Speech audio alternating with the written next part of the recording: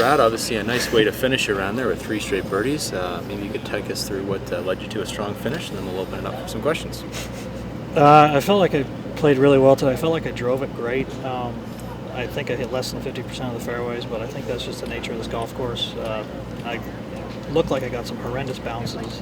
When I was expecting one way, it went the other, and it led to a little bit of frustration. But I stayed patient, other than my second hole, which I was very impatient on.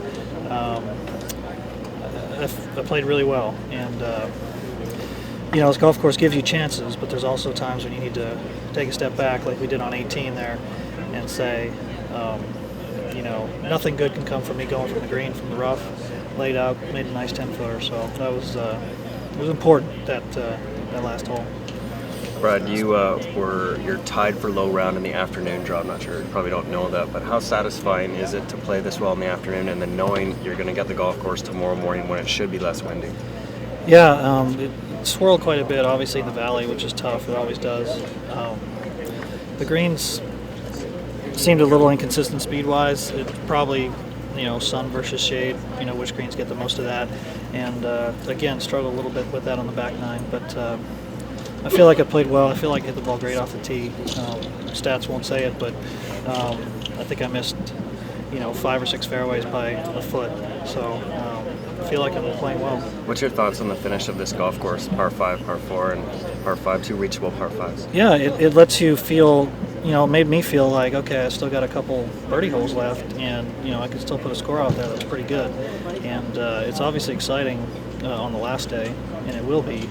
But it makes you feel like, I was even par through 15, not doing much, and it still felt like I was, make 2 birdies, and that's, you're happy with the round. How important do you think you sort of, without putting too much pressure on yourself, knowing that you have a limited number of events going into the FedEx thing, how important is it a good start here, do you think? I've tried to put that behind me. I've done a good job of that.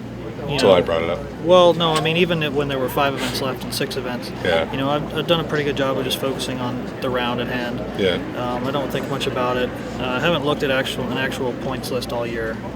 We get a text every week to say what we are. Right. But that's all I've looked at. So I don't need to know the numbers. I know if I play well, it'll take care of itself. You feel, was that the best you could have gotten out of the round, the least you got out of the round, somewhere in between? I made an unforced bogey on number 2, which is obviously a birdie hole. Yeah, for you especially. Got off to a bad start, but I made 6 birdies. So out here, I think in the afternoon, it's pretty good. When the 156 players have been on the greens already.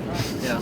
Very nice comfort level playing with your buddy David out there. Yeah, it is. We haven't played together, I think, since '03 in a tournament, but that was a nice surprise.